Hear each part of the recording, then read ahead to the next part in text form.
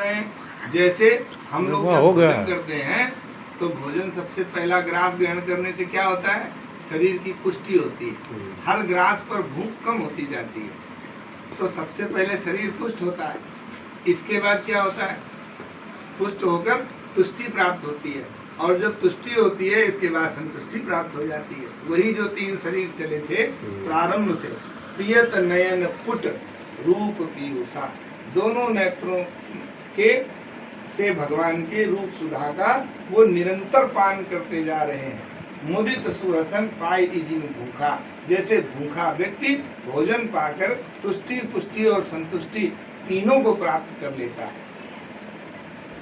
ते पे तो माँ तो कहो सखी कैसे, जिन्हा पठाए बन बालक कैसे।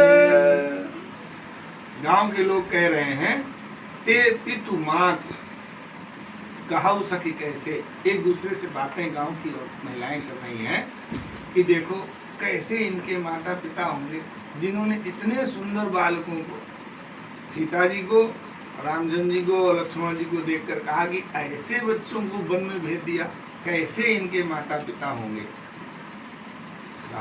राम लखन सिया रूप निहारी,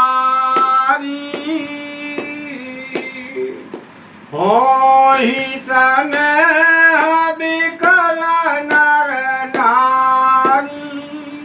भगवान राम, लक्ष्मण और सीता जी के रूप को बारंबार देखकर सभी स्नेह में विकल होकर नर नारी बारंबार भगवान से हाथ जोड़कर विनय पूर्वक भगवान से वार्ता करना चाहते हैं। जो हम लोगों ने अभी वार्ता करी थी कि जब भगवान से उन्होंने पूछा अब वहीं की गवने उपरात, अब वहीं चले जाओगे भगवान की सवेरे चले जाओगे, हैं?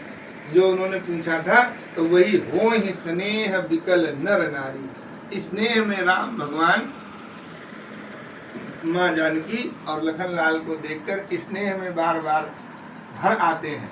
और स्नेह का यहाँ पर तात्पर्य ये है कि आप स्नेह में किसी से बात नहीं कर सकते हैं। अगर आप बहुत प्रसन्न हैं तो आप हंसने लगेंगे, बोल नहीं पाएंगे।